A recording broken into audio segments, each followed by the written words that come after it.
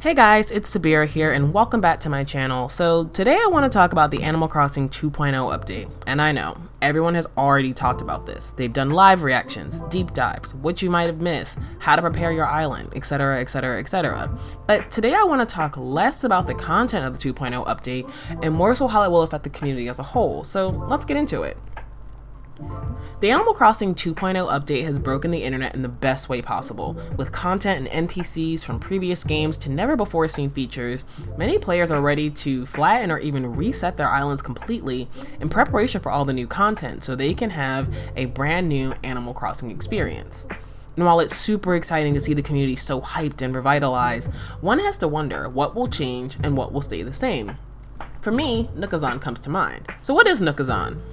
For those unfamiliar, it's a third-party site not run by Nintendo that operates like an e-commerce shop, similar to its namesake Amazon, or in my opinion, more closely related to eBay. On the site, players can trade or exchange in-game items for either other items or one of the two in-game currencies, Nook Mile tickets or bells. And I should clarify that while Nook Mile tickets aren't the official currency in the game, Nook Miles are. In the late game, Nook Mile tickets are one of the most valuable things you can get from the Nook Stop, so people will often exchange their miles for tickets and then use that as currency. Because of how difficult it can be to get all the items in the currently limited catalog, or to get your favorite villagers, Nookazon has been crucial for the players who have sunk hundreds and thousands of hours into the game and are lacking new content. But before we jump to what the 2.0 update will mean for Nookazon, I think it's important that we really take a look at how it's being used right now. DIYs, furniture, and color variants. So while I'm fairly new to Nookazon, I've probably used it for everything possible, but DIYs and furniture are always the most common for me. Often I found myself working on a part of my island and thinking, oh, I wish I had the box sofa or the tiny library. And yeah, I could just wait, keep looking to find the DIYs and the furniture, but in its current state, Animal Crossing relies heavily on island decorating for gameplay, meaning when you don't have a piece of furniture you need, it can really cause everything to come to a screeching halt. This is particularly bad in the late game once you've already done all the fishing, completed your museum, etc. The limited items aren't the only obstacle either. Color variations can be equally difficult to attain. There are many items in the Nook Stop that, despite having color variants, are locked to your island. So if you foolishly went for the blue airport, congrats, you now only have green street lamps. And while some people have friends they can trade with, the rest of us have Nookazon. In addition to the color variations that are locked to your airport, your Nook's Cranny will often only give you one color variant at a time for an item. And in my personal experience, it's really rare for the store to cycle through these other variants in a timely manner. Additionally, these items can't be customized at your workbench.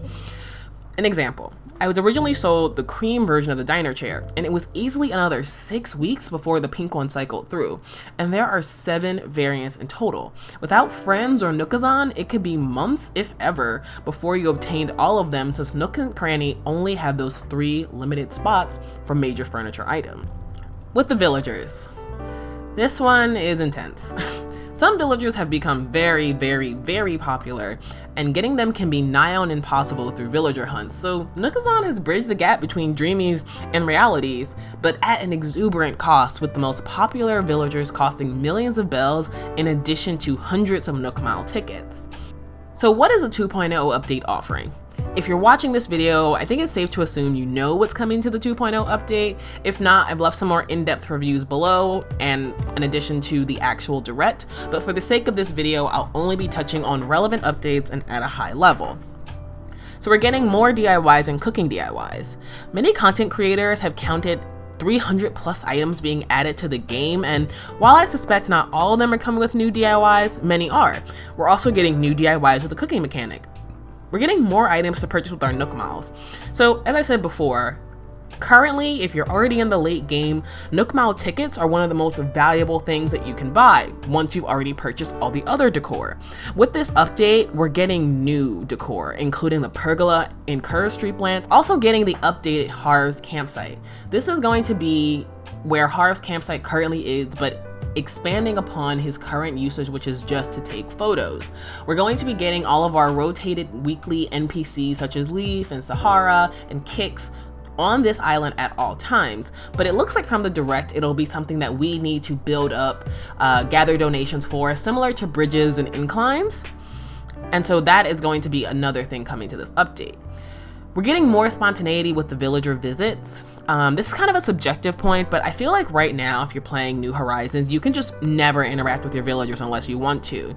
In this direct, we saw villagers inviting themselves to our house or inviting us to their houses, and I think that this will change that dynamic a little bit.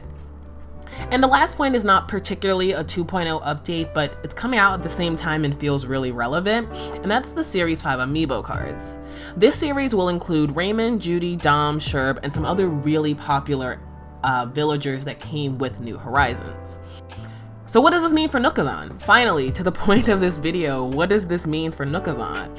Some people feel that it may kill Nookazon, and while I don't completely agree, I feel that it will change the way we use the platform. So right now, Animal Crossing lacks any real meaningful gameplay, and even those of us who love the game and love decorating feel that we need a lot more to do.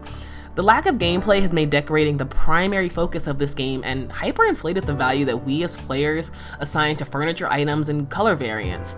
With the new content, I think we can finally deprioritize our island's aesthetic as we work on Harv's campsite, take rides with Cap'n, farm, cook for our villagers. There's going to be so much to do. Villager hunts. Now, I don't see this one going away. As I said earlier, Raymond, Dom, and Sherb have become very popular, and they often go for a lot on Nookazon, but they aren't the only ones. Anka and Marshall are also very expensive on Nookazon, and they have amiibo cards. Personally, I recently just sold Marshall for 2.5 million bells, which is realistically on the lower end for him. This direct also showed us new villagers coming out, including Shino, Sasha, and Ione, and the community is already obsessed. I'm seeing fan art, change profile pictures. I suspect that Shino is the new Raymond. And now I will say this, Nintendo has been doing a better job lately at making sure their items are constantly restocked. We got a restock for the Series 1 through 4 amiibo cards earlier this year. And looking outside of Animal Crossing, we've seen the latest Legend of Zelda game, the amiibos and the Joy-Cons both being restocked pretty frequently. So the Series 5 cards might be easier to access than others, but I doubt it will end this insane villager sales on Nookazon. I also see a new market emerging, and that's going to be gyroid trades. These are massive collectibles that players have been dying for forever now. It appears that you can dig up both whole gyroids and fragments, but don't quote me. With the fragments, you bury them and grow them. That essentially means you'll need a gyroid garden in order to obtain all the ones you want. And while I think many collectors are going to be totally about this idea, I think there are other people that are way too attached to the beautification of their island, have an entire area that's just holes. I also imagine some people are going to be way too impatient to hunt for one specific gyroid if that's all they care about. So, in conclusion, I think the Nookazon is going to stick around. I think it's going to look a little different than it does previously. I think it actually also might see a little bit lower traction. I think that, again, getting the dream villager you want or building this certain area you want is all going to be a little bit less. I think that with the 2.0 update, this game will be a lot more self-sustaining. It will be a game that you can really truly play by yourself now in a way that I feel it hasn't been for the last 18 months. So all in all, I'm super excited for the 2.0 update, and I want to hear your thoughts below in the comments about Nookazon. Do you think Nookazon's gonna die? Do you think I'm totally crazy? Leave your comments down below. Thanks for watching, guys. Bye-bye.